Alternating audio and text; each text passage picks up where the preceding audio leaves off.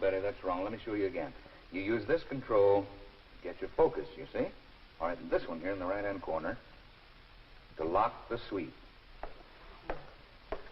There we are. Now let's try it again. Oh, there's someone here to see you. Are you Mr. Bradshaw, the foreman? Yes. Mr. Donnelly up in personnel said for me to give you this card. I'm your new bearings inspector. Oh? Oh, well, now, I'll be with you in just a minute. No, one at a time. Well, I'll be back later to go over this with you, Betty. Just in the meantime, do the best you can. Would you follow me, please? Sure.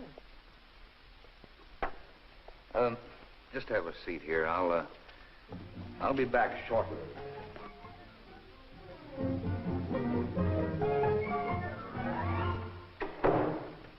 Well, Mr. Bradshaw, what's on your mind? Bearings inspector. She's a good one, too. Just look at that record. Okay, now, Walt, you've had your little joke. Give her to somebody else. I ask for a man.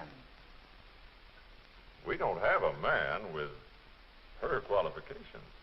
Seriously, Brad, if you treat her right, she might make you a darn good employee. What do you mean, treat her right?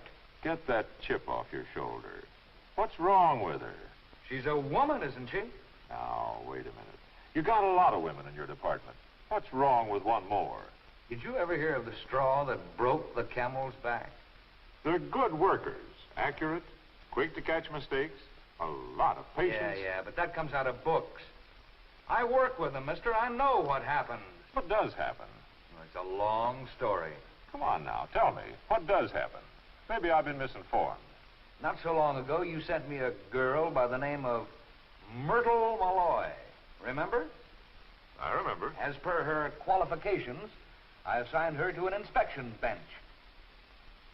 Well, in a matter of days, that bench looked more like her dressing table. And then came the day when... Joe, will you take your stuff back to table 9? That'll be your bench for the time being. Okay, Chief. Myrtle, we're moving you to table number 10. Is something wrong, Mr. Bradshaw? No, nothing's wrong. We just need this space for something else. Well, I sure hate to give it up. It's been a nice place to work. The light's good here, and it's nicely situated right in the middle of things. I just begun to feel at home. Well, I'm sorry, Myrtle, but table 10 will have to be your work area for the time being.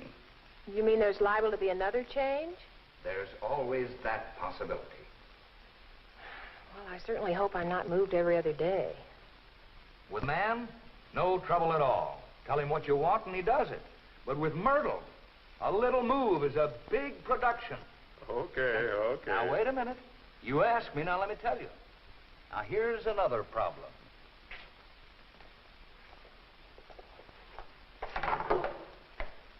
Oh, Mr. Bradshaw, I wanted to tell you that the date is set for my marriage. I'll be leaving soon. Marriage? I thought you just got engaged. Well, I told you about it 6 months ago. We were only waiting till we could find a place to live. 6 months ago? Oh, brother. Well, how soon are you leaving? Well, the end of next week. Well, that'll really put us in a bind around here. It takes time to break in a relief girl. Yes, I know it does. I wonder... Why didn't you say something? I didn't realize you were getting married right away. Well, I'm sorry, Mr. Bradshaw, but I really thought you knew. We've all been talking about it. Okay, Brad, but how many blushing brides do you have? Besides, what's all this got to do with Dolly, the new girl? She's already married. And she's a qualified bearings inspector. You know what I was doing when this new girl came in a few minutes ago? No. I was trying to cope with one of the biggest problems of all, Walt. Now, in your books, it comes under the general heading of absenteeism among women employees. Yesterday, I spent an hour and a half teaching one of our girls what she needed to know in order to start on the oscilloscope today. This morning, she isn't here, so I had to use somebody else. Now, I don't think the girl we got on it now ever pick it up, so I'll probably have to find somebody else. Question. All these things you've been talking about, marriage, absenteeism, personality problems, aren't they really just a part of life? Part of a woman's life, maybe. But I can remember the good old days when there were all men in my department, and we didn't have these problems. You didn't have the production output you've got now either. Look, Brad, you've got a new bearings inspector. who happens to be a woman. You need someone, and there isn't a man available. It seems to me that whether the gal adds up to trouble or not is pretty much up to you.